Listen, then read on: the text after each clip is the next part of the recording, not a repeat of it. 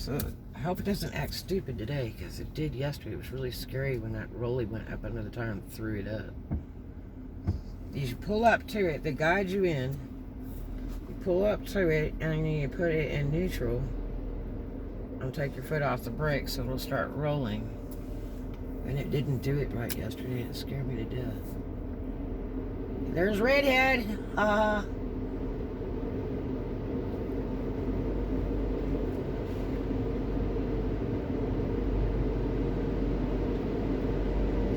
Too close to that other car, I think.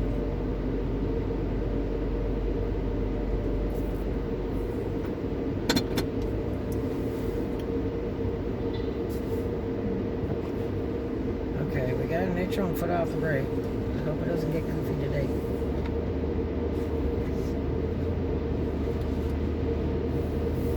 Oh, they're scrubbing me good today, guys.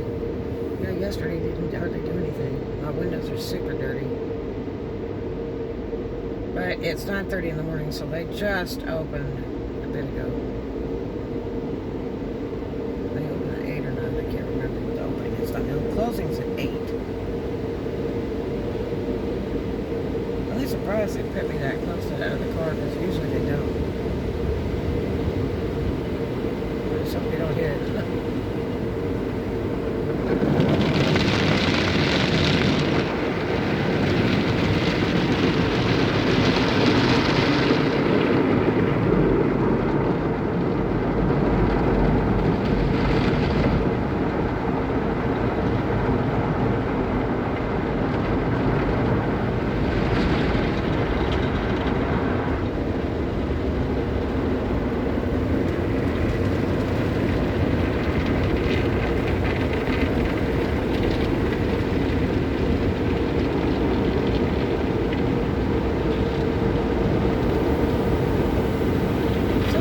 Just the cheap wash.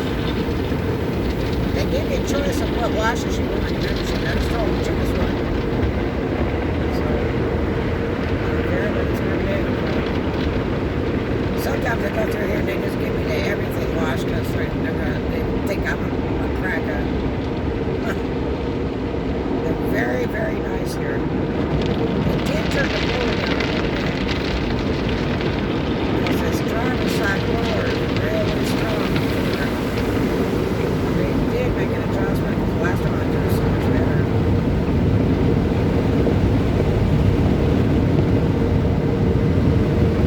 Now I got the top one's a bit strong though.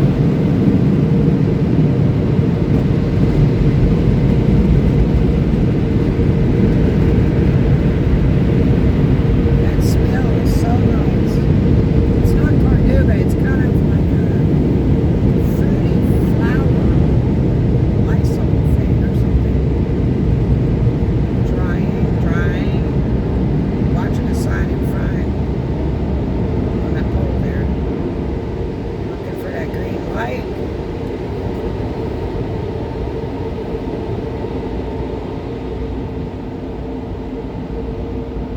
Still throwing me out.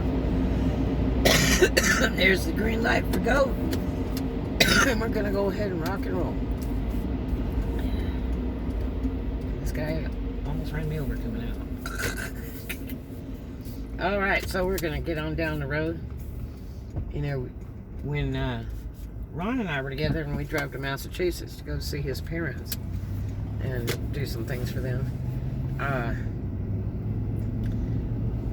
they had this baby blue Lincoln, and it was like one of those, the ones with the fish gills on the side and all that kind of stuff, and it was like the Bill Blass edition or whatever, I don't know. And it was baby blue, this thing. I don't even think we ever rode in it, I don't know, but that was his dad's pride and joy. Oscar Fournier was his name. I loved his dad. His dad was the coolest, just the coolest. What an interesting cat. And so his mom Bertha, who's married to Oscar, went with her one day, and she was way out, like in her late 80s, and she was like 40 years old in an 80-year-old suit. What a character. And she said, let's go into town. So okay. So we go to get in the car, and she's driving, and she drives fast. And we went into Boston, and went to a really neat open market. And they had the most unreal... Hi, how you doing? If you go to the right, there's an accelerator pedal there. So we went to this really beautiful open market. They had the most unreal... It was like vegetables on steroids. I'd never seen vegetables that big. And so she had bought something called kale, and that stuff's huge. And some other stuff, and I'm sitting there going, oh, I guess it's salad. Please get out of the way. I've had enough. So, anyway,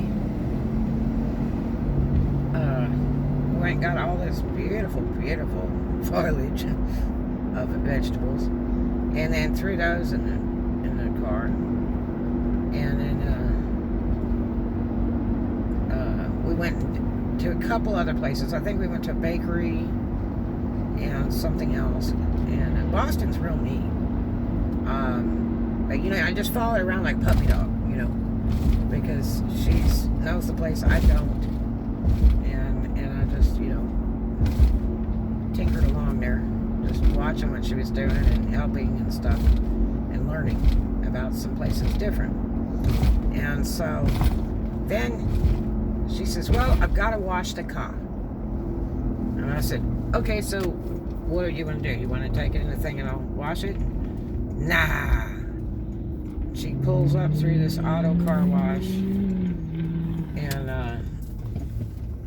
we pulled in there. I said, you going to put it through the car wash? Oh, sure. Won't hurt a thing. And I'm thinking the thing was immaculate to begin with, right? So, anyway, we go to ride to this car wash. She puts money in everything, and we ride through, and we're talking and stuff. Come out, and then she's doing like 75 and 100 all the way back home. It was North Dartmouth or New Bedford. They're right next to each other anyway, one of the two. And flew all the way home, because I told her, I said, y'all can drive it? She's like, nah. She's flying 75 and 100 all the way back home from Boston. And it just blew all the water off. She was pro. But that was like, I think the one time I rode in that car. And Ron, you say, God, I love that car. I said, but it's baby blue. I mean, it really was. It is baby blue. And it was just weird, you know. Back in the day, those colors were just plain weird. You know, baby blue, neon green, emerald green, you know. And I mean, back then people were like painting cars with ski boat paints, you know, with a big heavy Metaflake in them and all that. You remember that? That was a big thing, if you could get a car done like that. Just wild, the pinstriping and everything. And car washes were just beginning to be phased out. Please do not drive into my car. Get off the phone. Got driving the truck here and just playing on the phone. So they were just getting ready to phase out the car washes back then, because they claimed they just used too much water. I grew up in California, so they were really into saving the world. And it really didn't do much good, even today. That's why they have fires, because they don't want to use any water. Land's too damn dry. And it stays dry for layers and layers and layers. That's why it continues to burn. They cannot put it out, because it's dry. You know? But, yeah, so, that was really wild. Bertha was a crack up. I just loved her. His parents are so neat. Now, his dad was just really kind of a negative, truly obnoxious individual.